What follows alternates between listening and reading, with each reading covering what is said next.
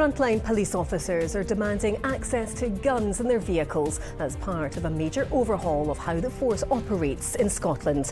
The Scottish Police Federation, which represents the vast majority of officers, says the change is needed to protect staff facing increasing levels of violence. The call is part of the Federation's manifesto for police reform, due to be released later this month ahead of the Holyrood election. Well, our political correspondent Ewan Petrie is here.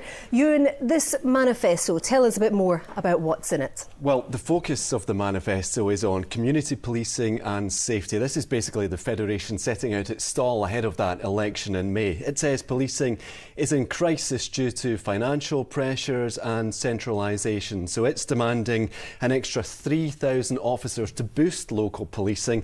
And it says all officers should be allowed to carry tasers. But the standout demand is undoubtedly this idea that firearms should be kept in all vehicles so that officers out on patrol can access them easily in life-threatening situations. And it points to recent incidents to show why they think this is needed. So unarmed officers chasing a man who shot dead his brother-in-law and stabbed his wife in Skye more than 3 years ago. Another incident more recently where an officer was chased down the street by a man with a chainsaw. So it says there's not enough armed response vehicles at the moment to deal with incidents like that, particularly in remote areas.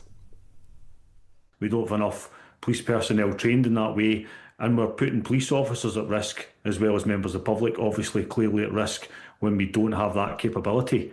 So allowing the police cars or vans to have safes within them with firearms available for trained officers, that will allow more safety to be quicker, and police officers will be able to deal with matters quicker as well.